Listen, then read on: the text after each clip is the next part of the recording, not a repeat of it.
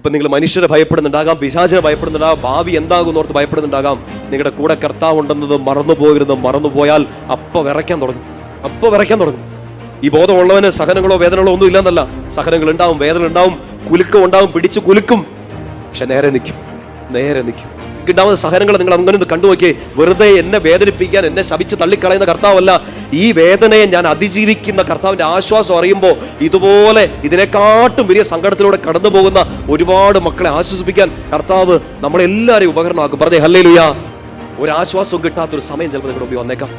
നിങ്ങൾ വിശ്വസിച്ച പ്രത്യയശാസ്ത്രങ്ങളോ, നിങ്ങൾ വിശ്വസിച്ച് ആശ്രയിച്ച പ്രസ്ഥാനങ്ങളോ സഹായിക്കാത്ത സമയം, നിങ്ങളുടെ അപ്പനോ അമ്മയോ പോലും കൈ കഴുകി മാറി നിൽക്കുന്ന സമയം, നിങ്ങളുടെ ജീവിത പങ്കാളി കൈകെട്ടി നിൽക്കുന്ന ഒരു സമയം വന്നേക്കാം. സകല സമാശ്വാസത്തിന്റെ ഉടയവനായ അപ്പന്റെ മുമ്പിൽ തന്നെ പോയിരുന്നേക്കുക. ഉത്തരം കിട്ടുകയെന്ന് വിചാരിച്ചുകൊണ്ട് നമ്മൾ ഉത്തരം കിട്ടുമെന്ന് പ്രതീക്ഷിച്ച് കുറെ സ്ഥലങ്ങളിൽ പോയി അവിടെ എല്ലാം നമ്മളെ ഉത്തരം മുട്ടിച്ചിട്ടേ ഉള്ളൂ. ഉത്തരം തരാൻ പറ്റുന്ന ഒരാൾ, ആശ്വസിപ്പിക്കാൻ, നിങ്ങളെ കൺസോൾ ചെയ്യാൻ, നിങ്ങളെ സാന്ത്വനപ്പെടുത്താൻ ഒരാൾ ഇവിടെ ഉണ്ട്. ഈശോ.